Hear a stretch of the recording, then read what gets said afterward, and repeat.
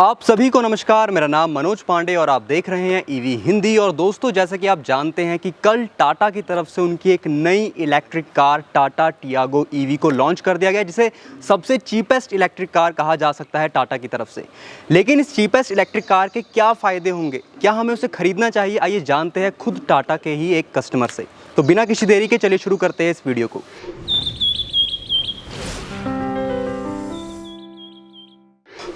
दोस्तों, अब हम बैठ चुके हैं टाटा नेक्सॉन के अंदर। बाहर बहुत धूप हो रही थी, इसलिए मैंने सोचा अंदर ही शूट कर लेते हैं। और हमारे साथ जुड़ चुके हैं अनिरुद्ध जी, जिनसे हम बहुत बातें करते रहते हैं टाटा नेक्सॉन के रिगार्डिंग। पहले भी इनसे हमने एक इंटरव्यू लिया था 18,000 किलोमीटर चलने के बाद। तो सबसे पहले सर, स्वागत आपका दोबारा से, और धन्यवाद इतना कीमती समय हमें देने के लिए। तो दुख हो रहा है, थोड़ा सा रुक जाना चाहिए था। वही हो रहा है, क्योंकि ये कार के प्राइस में मेरे को दो कार वो कार मिल सकते थे। वही एक दुख हो रहा था। वो वही सब फीचर्स दे दिया जो नेक्सॉन में दे रहे थे। हाँ। सब टियागो में दे दिए थे। तो वही एक कंसर्न था। मगर हमेशा बैटरी पैक देखना है, कभी भी कार नहीं देखना है कौन सा मॉडल है, क्या है, सिडान है, नहीं तो कॉम्पैक्ट एसयूवी, वो नहीं देखना है। बैटरी पैक कितना ऑफर कर रहे, कितना रेंज है, एस्टिमेट रियल टाइम रेंज कितना है, वो देखना है। तो वो हिसाब से मेरा कार बेस्ट है। अच्छा, मैं आपसे ये पूछूंगा, देखिए टाटा नेक्सॉन ईवी में 312 किलोमीटर की रेंज क्लेम करते हैं, टिगोर में लगभग 306 किलोमीटर की रेंज क्लेम करते हैं, और अब इस टियागो में जो इसका टॉप वेरिएंट है उसमें ऑन और अराउंड अगर देखा जाए तो यहाँ पर 315 किलोमीटर की रेंज क्लेम करते हैं। तो आपको लगता नहीं कि इंडिया की जो बेस्ट सेलिंग ईवी थी वो टाटा नेक्सॉन ईवी थी, अब उसकी सेल कम हो जाएगी? तो वैसा नहीं है। सेगमेंट देखो, नेक्सॉन ये एसयूवी है, कॉम्पैक्ट एसयूवी है। सो हाइट ज़्यादा रहने से कारण आपको कंफर्ट ज़्यादा रहता है, स्पेशली ऑफ रोडिंग कभी जाए तो हाइट पे स्पेशली जो भी 6 फीट एंड अबोव वाले को ये बहुत कंफर्टेबल कार रहता है। टायर्डनेस कम रहता है। वो छोटा कार है, अगर बैठे तो भी अंदर कॉम्पैक्ट रहता है और ज़्यादा थकावट हो सकती है। और एक क्या है, इसका 5 स्टार रेटेड है, उसका 4 स्टार रेटेड है। अच्छा। इसका उसका चाला लाइक ज़्यादा फ़र्क है। तो ग्लोबल एनकैप की जो रेटिंग है उसमें 4 और 5, थोड़ा 1 स्टार का फ़र्क आप बता रहे हैं। अच्छा, अगर आप एक कार खरीदते हैं, किन डिटेल्स को देखते हैं कार खरीदने से पहले, मुझे थोड़ा सा बताएंगे? तो पहले मेरा फर्स्ट पॉइंट रहता है इसका बिल्ड क्वालिटी, ग्लोबल इनकैप में कितना रेटिंग है, क्योंकि मैं चेक करता हूँ। दूसरा क्या क्या फीचर्स दे रहा है, सेम कार लाइक पेट्रोल और डीजल में कंपेयर करें तो ये कार में क्या फीचर्स ज़्यादा है, क्या फीचर्स नहीं है। और प्राइस चेक करता हूँ। उसके बाद सेम प्राइस मेरे को पेट्रोल में क्या ऑप्शन में क्या क्या मिल रहा है, इस पर क्या क्या मिल रहा है, वो सब चेक करके उसके बाद मैं एक बार टेस्ट राइड दे के और ले लेता हूँ। क्योंकि ये छोटा गाड़ी है ना, खा तो भी हम घुसा सकते हैं, गाड़ी को घुसा सकते हैं, कुछ पार्किंग का प्रॉब्लम झंझट नहीं रहता है। मगर ये नेक्सॉन वैसा नहीं है, ये बड़ा कार है, थोड़ा कहाँ पार्किंग लगाए तो भी हम लोग देख के ये फिट होता कि नहीं चेक करके पार्किंग लगाना पड़ता है। वो एक एडवांटेज है। आपको लगता नहीं कि जो मोटर पावर होती है, टॉप स्पीड होती है, व्हील बेस होता है, ग्राउंड क्लियरेंस होता है, किसी भी कार को खरीदने के लिए बहुत इंपॉर्टेंट पॉइंट्स होते हैं ग्राहक के लिए, कि उसे पता होना चाहिए कि ये क्या चीज़ें हैं। लेकिन टियागो का जब लॉन्च किया गया तो वहाँ पे मोटर पावर को नहीं बताया गया, टॉप स्पीड को नहीं बताया गया, कलर्स कितने हैं ये तक जो डिटेल्स है उतनी क्लैरिटी से नहीं बताएगी। हालांकि वीडियो में कई कार्स शो की गई थी डिफरेंट कलर्स की, फिर ग्राउंड क्लियरेंस आ जाता है, व्हील बेस आ जाता है। तो आपको लगता है कि ये डिटेल्स पहले बतानी चाहिए थी, जिसके बाद ताकि कस्टमर्स के लिए ईजी हो जाता कि वो इंट्रोडक्टरी प्राइस में कार को खरीदें या ना खरीदें? सोचो, अभी वो टाटा वाले ऑलरेडी बोले थे एक ही प्लेटफॉर्म पे बिल्ड हुआ था। सो मेरा हिसाब से सेम मोटर और सेम बैटरी पैक टेक्नोलॉजी भी जो भी चासी में लगा है सेम रहता है। मगर क्या है, उसका ऑप्टिमाइजेशन करके based on the car size के हिसाब से और उसका बैटरी कैपेसिटी के हिसाब से वो अप्स एंड डाउन कर देते हैं, लाइक टॉप स्पीड और रेंज सब कुछ। तो हिसाब क्योंकि अभी बताना मुश्किल है, क्योंकि उन लोग भी अभी पूरा इन्फॉर्मेशन दे दिया तो बुकिंग्स ज़्यादा है तो उन लोग के भी परेशान। अच्छा। वो एक ये एटलीस्ट ये पॉइंट्स नहीं आए, चलो और एक 3 मंथ्स रुक के पूरा आने के बाद कंपनी ने जानबूझ के डिटेल्स ज़्यादा नहीं बताई है। हाँ, वो क्योंकि ज़्यादा डिटेल्स बता दिया तो सब लोग क्या है वही कार का नेक्सॉन का के वेट करते ना। अच्छा, कंपनी की तरफ से ऐसा किया गया है ना कि 10,000 जो कार्स होंगी पहले उनके लिए इंट्रोडक्टरी प्राइस एक लॉन्च किया गया, जिनमें से 2,000 जो कार्स होगी वो उनको मिलेगी जिनके पास ऑलरेडी एक टाटा नेक्सॉन ईवी है या टिगोर ईवी है। तो आपको नहीं लगता कि जिसके पास ऑलरेडी एक इलेक्ट्रिक कार है वो इतना ज़्यादा इंटरेस्टेड नहीं होगा एक दूसरी इलेक्ट्रिक कार खरीदने में? तो वहाँ पे 2000 की जगह अगर 1000 कर देते तो ज़्यादा 1000 आउटसाइडर्स को मौका मिल जाता इंट्रोडक्टरी प्राइस में कार खरीदने के लिए। सोचो आजकल आपका बड़ी फैमिली है, सोचो आपका लाइक ब्रदर है, छोटा ब्रदर है तो बड़ा ब्रदर, और पेरेंट्स रहते हैं, मिनिमम 3 कार्स मिनिमम आजकल के घर में रह रहे, 2-3 कार्स मिनिमम रह रहे हैं, क्योंकि बेस्ड ऑन द सिटी में छोटे गाड़ियाँ यूज़ करते, हाईवे पे दूसरा गाड़ियाँ वैसा रहता है। तो मेरा हिसाब से बेस्ट कार है, सेकंड कार लेना चाहे तो ये प्राइस में बेस्ट कार है। आपको ये वन टाइम इन्वेस्टमेंट वो नहीं देखना है, उसके बाद जो भी हम लोग इन्वेस्ट करते हैं ना कार पे, फ्यूल पे, सर्विस पे, वो सब कंसिडरेशन करके आप लेना है। मेरा हिसाब से 8-9 लाख और नहीं तो 9.5 लाख ऑन रोड गिर सकता है वो का इंट्रोडक्टरी प्राइस में। तो जो भी आप 5 साल में आपका इन्वेस्टमेंट आ जाता है ज़्यादा घूमे तो।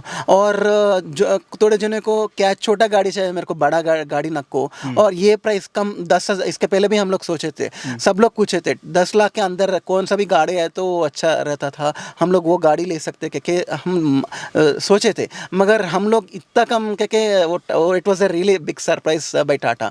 तो ये अपॉर्चुनिटी हम लोग ग्रैब करके जल्दी बुकिंग्स करके बाद में टेस्ट राइड करके आप चूज़ कर सकते हैं। अगर चाहिए आपको छोटा गाड़ी चाहिए, बड़ा गाड़ी चाहिए, नहीं तो कॉम्पैक्ट एसयूवी नेक्सॉन ईवी चाहिए, आप चुन सकते हैं। अच्छा, और कंपनी की तरफ से जो एक्सेलरेशन बताया गया ना अनिरुद्ध जी, वो बताया गया है कि जैसे और कार्स में तो 0 to 100 बताते हैं, यहाँ टियागो में 0 to 60 बताया कि 0 to 60 किलोमीटर पर आवर जो ये कार है 5.5 सेकंड लगभग में पहुँच जाती है। तो आपको क्या लगता है कि अगर 0 to 60 किलोमीटर कोई कार 5.5 सेकंड में जाती है तो उसकी टॉप स्पीड क्या होगी और क्या उसमें एक मोटर पावर दी गई होगी?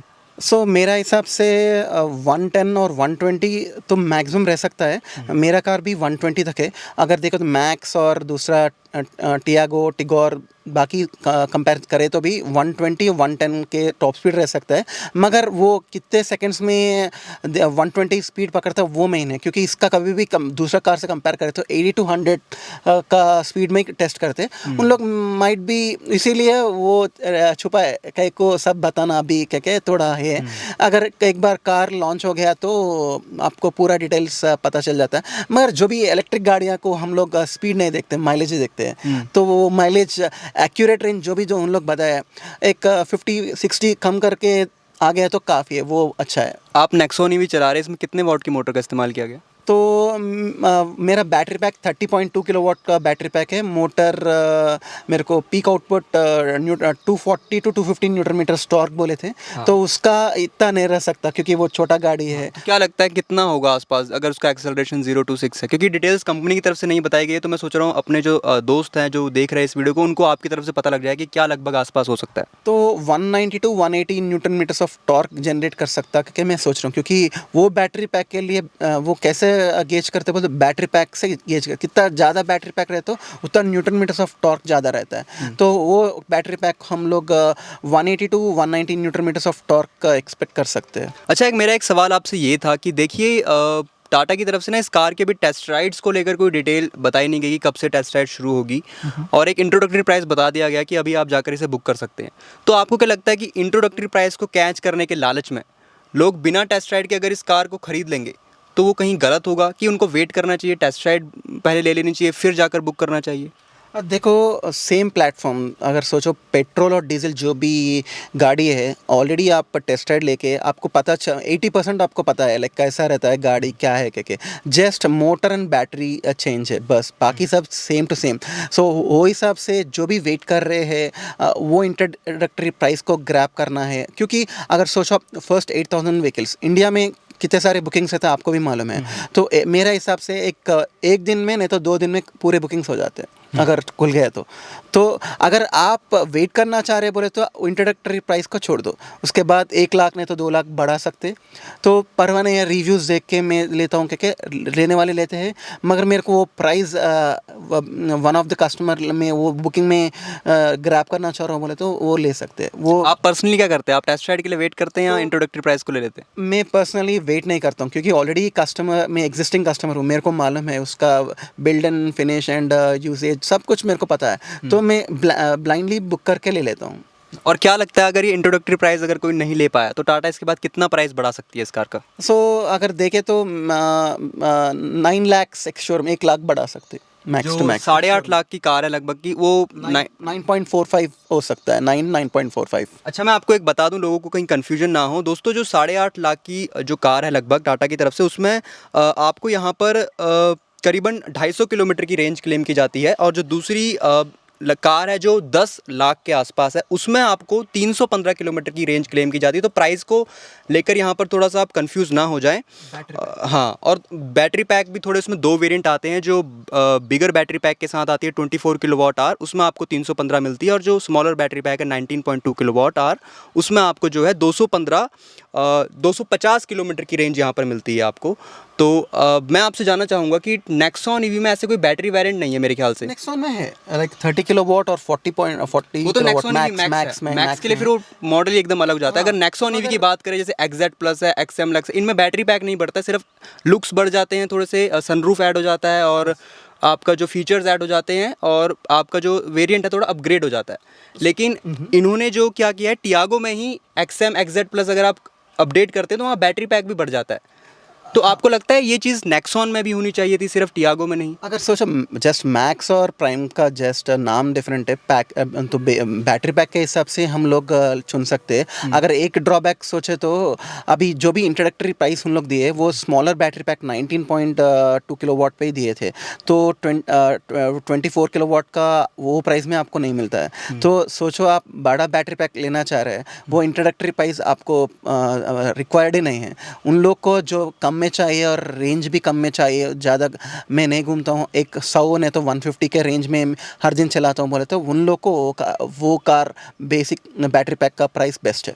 अच्छा, और मैंने जब अनिरुद्ध जी वीडियो डाला था ना कि टियागो ईवी लॉन्च हो गई है, उसकी ये डिटेल्स है, तो बहुत से लोगों के कमेंट थे अगर इसमें जो क्लेम्ड रेंज है वो 315 किलोमीटर है, फिर तो रियल रेंज तो लगभग 215 किलोमीटर होगी, इसलिए तो फिर तो कम हो जाएगा। तो इसमें आप क्या कहेंगे कि नहीं, रियल रेंज कितना लगता है, कितने के आसपास रियल रेंज होगी? क्योंकि आप कई समय से नेक्सॉन को चला रहे हैं, उसमें 312 क्लेम की जाती है, और आपको कितने की किलोमीटर की रेंज मिल जाती है? सो मेरा ग्लोबल मेरा क्लेम का शोरूम वाले बोले 311 किलोमीटर दिए थे, मगर वो डिपेंड होता है आपका कंडीशन, ड्राइविंग कंडीशंस, वेदर, आपका सिंगल स्ट्रेच में आप कितने किलोमीटर ब्रेक्स ले रहे हैं। सो मेरे को 220 टू 260 तक आ रहा है, तो मैं यही कंजम्पशन में हम लोग गए तो अभी मैं आराम से 220 टू 260 एक्सपेक्ट कर सकते हैं। बड़े जो बिगर बैटरी बैक, और स्मॉलर जिसमें 250 किलोमीटर की रेंज क्लेम की जाती है उसमें? तो ऑब्वियसली उसका 150 टू 180 एक्सपेक्ट कर सकते हैं। तो लगता नहीं आपको 150 180 कम है थोड़ा? वही आपका प्राइस सोचा, प्राइस कंसर्न है वो, तो मेरे को विद इन 120 किलोमीटर्स और 150 किलोमीटर्स में हर दिन का मेरा डेली रनिंग है बोले तो वो प्राइस में आपको बहुत सस्ता है। प्राइस तो एक बहुत ज़रूरी यहाँ पर पॉइंट है ही एक ईवी कार के लिए, लेकिन आपको नहीं लगता कि सिर्फ प्राइस ही एक पॉइंट नहीं है जिसकी वजह से लोग ईवी नहीं खरीद रहे? बहुत सी और भी चीज़ें हैं, जैसे इंफ्रास्ट्रक्चर है, या और भी कई चीज़ें हैं, जैसे फायर कैचिंग कुछ इंसिडेंट हो गए। तो क्या वो चीज़ें हैं जो लोगों को एक ईवी कार खरीदने के लिए रोक रही है, और कंपनी को उस पर किस तरह से ध्यान देना चाहिए? तो एक ही बात बोले तो चार्जिंग इंफ्रास्ट्रक्चर हाईवेज पे अभी नहीं है, सिटी में बहुत सारे हैं, मगर सिटी में हम लोग यूज़ ही नहीं करते, क्योंकि घर में मोस्ट नहीं तो रिश्तेदार नहीं तो फ्रेंड्स का घर में लगा देते हैं। मगर हाईवेज पे कभी भी जाना बोले तो मेरा खुद एक्सपीरियंस बोले तो कभी भी मैं गए तो ऑलवेज मैं चेक करता हूँ कोई और बंदा है कि नहीं। अगर वो बंदा है बोले तो उसका 1 घंटा वेट करना और मेरा 1 घंटा वेट करना है, फिर जाना है। तो वो एक ही प्रॉब्लम हो रहा है आजकल, क्योंकि मैं डर गया था, क्योंकि अभी और वेरिएंट्स और मॉडल्स निकाल रहे हैं, मगर हाईवेज पे चार्जिंग स्टेशंस नहीं है, तो ऐसे ही बढ़ाते जा रहे हैं। मगर वो हिसाब से देखो अगर 10,000 गाड़ियाँ है और 10,000 चार्जिंग स्टेशंस रहना है वो हिसाब से, क्योंकि कब कौन जाता है कौन नहीं जाता है वो नहीं मालूम है। अगर सोचो और फेस्टिवल सीज़न है, फेस्टिवल सीज़न हम लोग सब लोग गए तो हम लोग उधर ही 3 घंटे बैठना पड़ता। तो आपको नहीं लगता कि लोगों को ईवी की तरफ मोटिवेट करने के लिए सिर्फ चीप कार ही नहीं, यहाँ पर एक अच्छा इंफ्रास्ट्रक्चर होना भी बहुत ज़्यादा अहमियत रखता है? अच्छा, मेरा आपसे एक आखिरी सवाल है कि जैसे टाटा की हिस्ट्री रही है, जब जब उन्होंने एक चीप कार लॉन्च की वो फ्लॉप हो गई, जैसे टाटा नैनो थी, उसको लोगों ने इसलिए फ्लॉप कर दी क्योंकि वो चीप कार थी। जो उसका पॉजिटिव पॉइंट था वही उसका नेगेटिव बन गया, जिसको इजीली हर कोई अफोर्ड कर सकता था, उसी को उन्होंने नेगेटिव पॉइंट बना दिया जो सोसाइटी ने, और टाटा नैनो एक फ्लॉप कार रही। तो आपको लगता है टियागो भी जैसे ईवी में एक चीपेस्ट कार है, तो कहीं ये फ्लॉप ना हो जाए? देखो आप जो बात बोले सही है, मगर वो पेट्रोल एंड डीजल इंजन्स में आप कंपेयर कर सकते हैं, क्योंकि इतना स्मूथ नहीं रहता है पेट्रोल इंजन और डीजल इंजन का टाटा व्हीकल्स। वही इलेक्ट्रिक वैसा नहीं है ना, इलेक्ट्रिक कम्प्लीटली दूसरा सेगमेंट है, दूसरा टेक्नोलॉजी है। तो मेरा हिसाब से smooth, same experience, same range, same comfort सब मिलते हैं, प्राइस कम। तो एंड ऑफ द डे कोई भी क्या कितना देता है, कितना है कह के पूछता है, वो क्या है, क्या फीचर्स वो नहीं देखता है। सोचो बड़े लोग ले तो अभी वो फीचर्स कोई भी यूटिलाइज नहीं करते, जस्ट चला है, कितना माइलेज आ रहा है, कितना चार्ज हो रहा है, मेरे को कितना सेविंग हो रहा है, वो एक ही देखते। तो वो हिसाब से मेरे को ये कार बेस्ट है। अच्छा, अगर आपने इसको बेस्ट कह दिया है तो अब आखिरी सवाल मेरा आपसे ये है कि सब डिटेल्स आपको पता ही होगी लगभग इस इलेक्ट्रिक कार की। आउट ऑफ 5 कितने स्टार देंगे इस कार को? तो आउट ऑफ 5 में 5/5 देता हूँ, क्योंकि वो प्राइस में कोई भी मैन्युफैक्चरर, कोई भी ब्रांड अगर इंटरनेशनली देखे तो नहीं दे रहा है, क्योंकि चाइना में है मगर वो इंडिया में लॉन्च नहीं होते, वो टाइम कंज्यूमिंग है, और अपना मेड इन इंडिया प्रोडक्ट है, और बिल्ड क्वालिटी। अगर वही प्राइस रेंज में आप दूसरे छोटे गाड़ी ले तो भी वो उतना स्ट्रॉन्ग नहीं रहता है कंपेयर टू टाटा।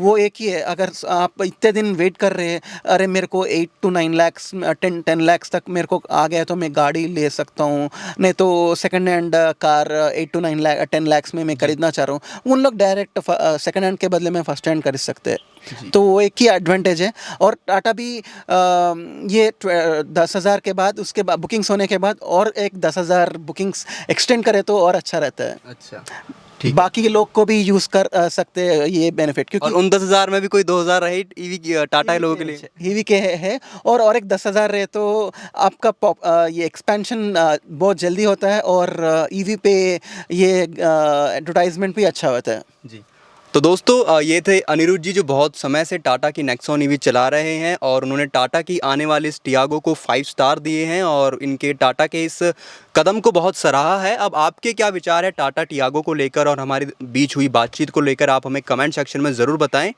और ऐसे ही ईवी संबंधित जानकारियों के लिए आपके अपने ईवी हिंदी को सब्सक्राइब करना ना भूलें, ताकि अनिरुद्ध जैसे और लोगों से हम मिले और भी ज़्यादा कंटेंट बनाएं और आपको एंटरटेन करें और एजुकेट भी करें। अब इसी के साथ मिलेंगे एक नई वीडियो में एक नई जानकारी के साथ, तब तक के लिए गो ग्रीन गो इलेक्ट्रिक।